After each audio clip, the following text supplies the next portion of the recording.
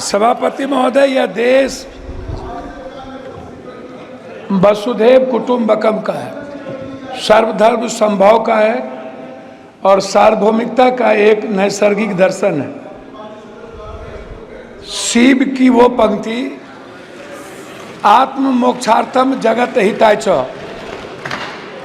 संपूर्ण विश्व का और मानव का कल्याण और खुद के मोक्ष की कल्पना हमारे आराध्य गुरु शिव ने इसी पंक्ति से अपने जीवन दर्शन की शुरुआत की थी।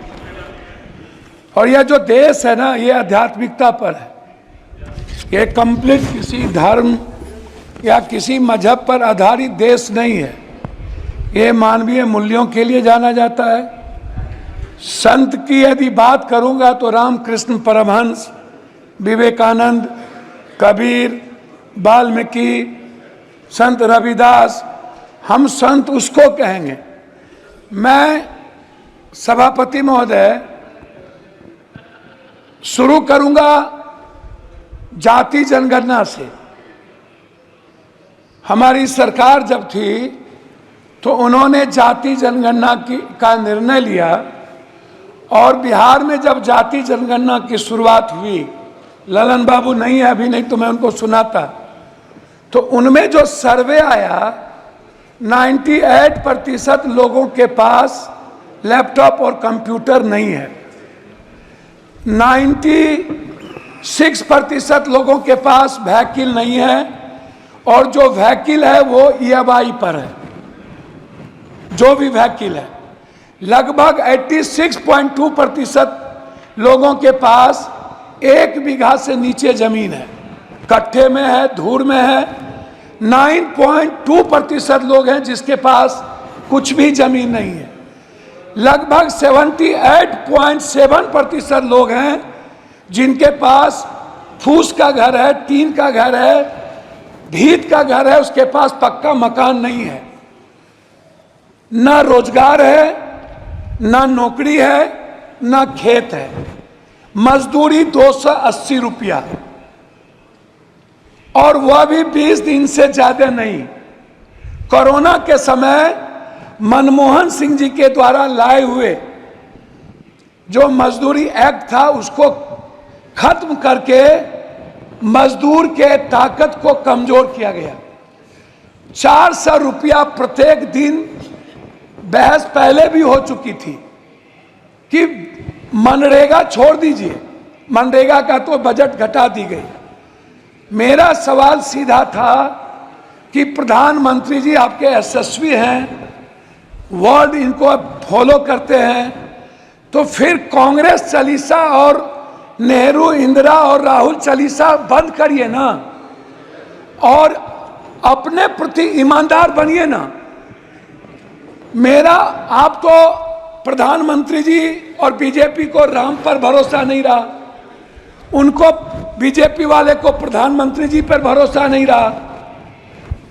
इन लोगों ने गठबंधन की राजनीति की और जब गठबंधन के राजनीति पर भी भरोसा नहीं रहा तो प्रधानमंत्री जी ने जेवर, भैंस, बैल से लेकर मुजरा तक की बात पूरे चुनाव में एक बार भी हिंदुस्तान के संविधान की, हिंदुस्तान के गरीबों की, वर्ल्ड के सबसे ज्यादा गरीब देश, पर कैपिटा इनकम 6000 रुपया, उससे ज्यादा हिंदुस्तान में लगभग 87% लोगों का जो IFA है वो है पर कैपिटा 6000।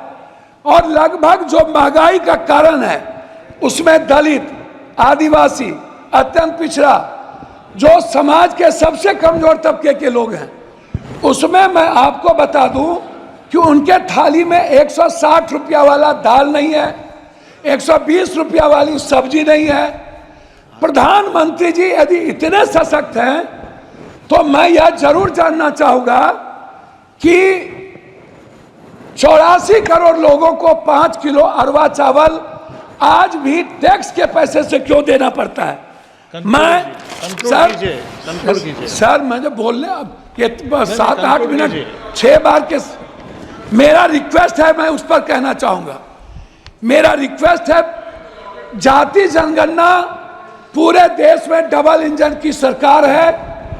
यदि आप ओबीसी से नफरत मत करिए, दलितों से आप दूर मत होइए। मेरा रिक्वेस्ट है, बिहार का विशेष राज किसी भी परिस्थिति में, जो आपने पहली बार गांधी मैदान में कही थी और आरा की सभा में कही थी कि हम बिहार को अपना बनाएंगे, अब मेरा है, और बिहार को हर परिस्थिति में विशेष राज्य का दर्जा देंगे और विशेष पैकेज देंगे मिथिला, कोसी, सीमांचल और मगध को, हाई डैम के लिए, वहां के मक्का और मखान पर आधारित किसान के लिए, उस इलाके से बाढ़ की मुक्ति के लिए, उस इलाके के इंफ्रास्ट्रक्चर के लिए। लेकिन अभी तक उस पर कोई चर्चा नहीं हुई। आंगनबाड़ी की बहनों की स्थिति आप देखिए, आप ममता की स्थिति देखिए। जी आपका सर, मैं वही पॉइंट पर तो बोल रहा हूं। सर, हमको 3 मिनट दीजिए सर। ममता, आशा, मैं वही कह रहा हूं सर। रसोईया, सर पॉइंट वाइज बात कर रहा हूं सर। मेरा आप कंक्लूड कीजिएगा सर, कंक्लूड 3 मिनट दीजिए ना सर, तब फिर बोल के क्या फायदा होगा। सर, मेरा रिक्वेस्ट क्या है? मेरा रिक्वेस्ट है, आपका रिक्वेस्ट बताइए फाइनली कि बिहार में जो मैं आंगनबाड़ी की किसकी बात कर रहा हूं सर, एक भी जगह दलित और आदिवासी के में ओटीएफ नहीं है। आप चल के जांच कर लीजिए। जनरल योजना लगभग बर्बाद हो चुका है सर। स्मार्ट सर, मैं कंक्लूड बोल तो रहा हूं, स्मार्ट मीटर बिजली सर, 2 मिनट सर, 2 मिनट घड़ी देख लीजिए सर, 2 मिनट घड़ी देख लीजिए। स्मार्ट मीटर बिजली sir, 1 nation 1 education, 1 nation 1 health and 1 nation 1 sir, हमारी बात तो हो जाए सर। सहारा इंडिया के जो वर्कर, सहारा इंडिया के जो ग्राहक सर, उसका Thank you. Mr. Premchandran. Thank you, Mr. Chairman, sir, for affording me this opportunity to take part in the discussion.